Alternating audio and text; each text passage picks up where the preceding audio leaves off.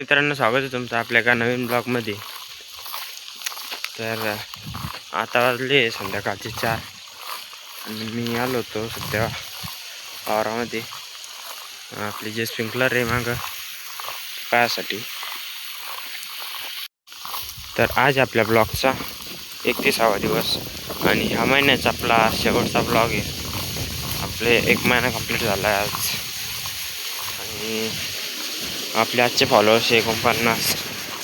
तर तुम्ही लवकरात लवकर फॉलो करून घ्या, सबस्क्राईब करून घ्या. आता करायची आपल्याला मोटर बंद, कारण की त्यांनी सटलं आहे तिकडच्या साईडला.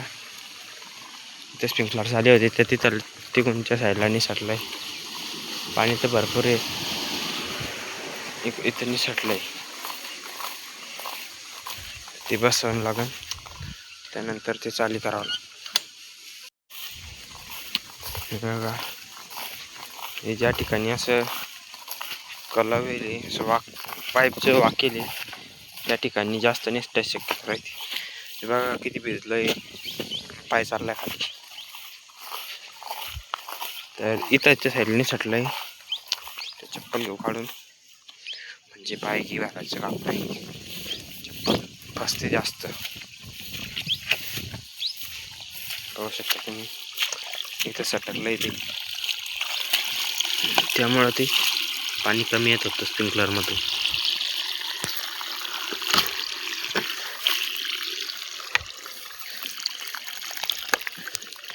हे बघा आता बसलंय. आता एकदा मोटर घेऊ चालू करून. आधी बंद पडले तेच फिरत नव्हते, पतले म्हणजे बारीक फिरत होते. आता एकदा चालू करून पाहू बराबर फिरत आहेत की नाही. तर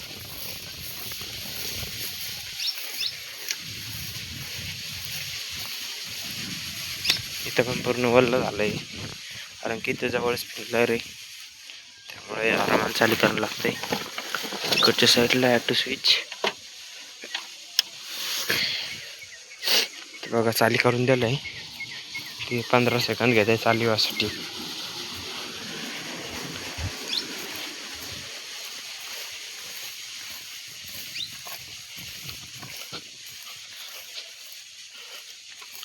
बघा आता झालंय चालू. तर पाहू शकता चालू होतं का नाही. तर कारण ते निसटलं होतं त्यामुळे ते हळू फिरत होतं. ते बघा आता या लागलंय पाणी. चाली तर झाली, पण पाईप भरायसाठी जे जास्त टाइम लागतोय.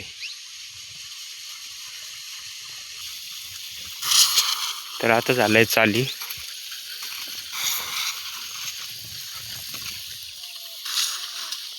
तर सगळे फिरायला लागले.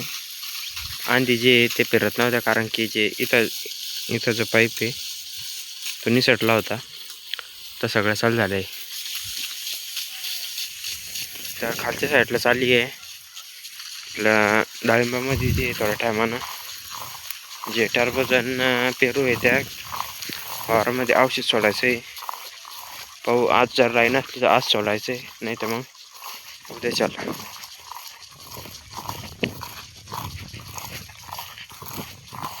तर आजचे तुम्हाला मी टरबूज दाखवतो खालच्या शेतामध्ये जाऊन. हे बघा आजचे टरबूजाची साईज, काही जरा मोठा झाले आणि काही अजून लहान आहे. हे बघा इथे काल फुल लागलंय पूर्ण वावरामधून, फक्त एकाच ठिकाणी लागलंय. बघा आता चांगले वाढा लागले. इकडच्या साईडला औषध मारलं होतं. हे इकडच्या साईडला जे इकडं पेरू लावेल इकडं राहिलं मारायचं.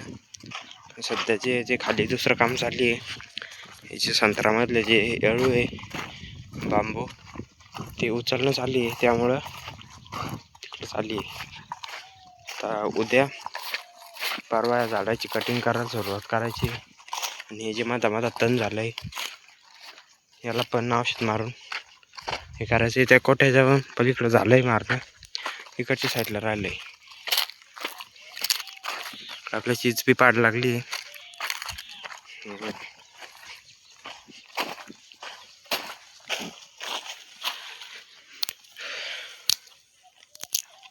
चिचा पण पाड लागले. बघा संत्र तोडल्यानंतर त्यातले बांबू घेतले होते काढून आणि ते जमा करून इथलच्या साईडला टाकले. बघा आता त्यातलं ते तण आहे गांजर गवत ते कापणं सुरू आहे. बघा देखो अभी चारा कापून घेतला आणि याची कुट्टी घेतली करून आणि ती म्हशीला पण टाकून दिली. हे बघा तसंच हात धुतले. ते काटे लागते याचे त्यामुळे ते हात धुवून घेतले. हे बघा कुट्टी पण घेतली करून आणि टाकून दिली. इकडे बघा इकडच्या साईडला आपल्या आज केळं मोठी वाली केळ मोठा आला केला है, पीक चुका है देखो दो. अभी ऊपर वाले नहीं पीके लेकिन नीचे वाले दो पक गए. देखो अच्छे से दिखते इधर से. उधर की साइड भी है लेकिन उधर वाला अभी कच्चा है.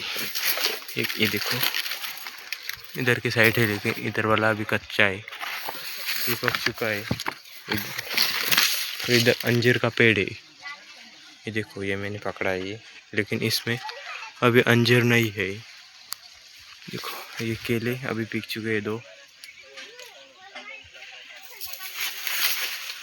और भी पक जाएंगे. देखो कितना मोटा है.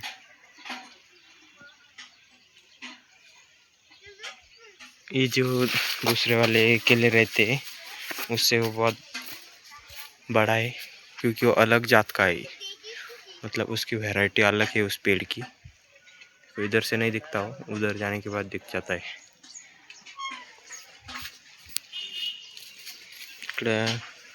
कबूतर देखो दाना खा रहे. मी आता तेल दाणे टाकले होते पत्रावरती, जे खाली टाकले की जे कोंबड्या जे आहे त्या त्याला खाऊ देत नाही, त्यामुळे त्या वरच्या साईडला टाकले. इधर के साइड है अपने कबूतर. देखो ये अभी अंडे देने वाला है ये वाला, इसकी वजह से वो ऐसा बैठा है. अंडे वो देने वाला है लेकिन वो बैठा है. वो देखो ये बच्चे जो कि 20 दिन के हो गए. देखो कितने बड़े हो गए 20 दिन में उसके. वो ये दोनों के ये बच्चे देखो. मित्रांनो आज होता आपल्या ब्लॉगचा 31वा दिवस. तर आपण या ब्लॉगला या ठिकाणी एंड करूया. भेटूया अशाच काही नवीन ब्लॉगमध्ये. तोपर्यंत आपल्या चॅनलला लाईक आणि सबस्क्राईब करून ठेवा. भेटूया उद्याच्या ब्लॉगमध्ये. तोपर्यंत बाय बाय.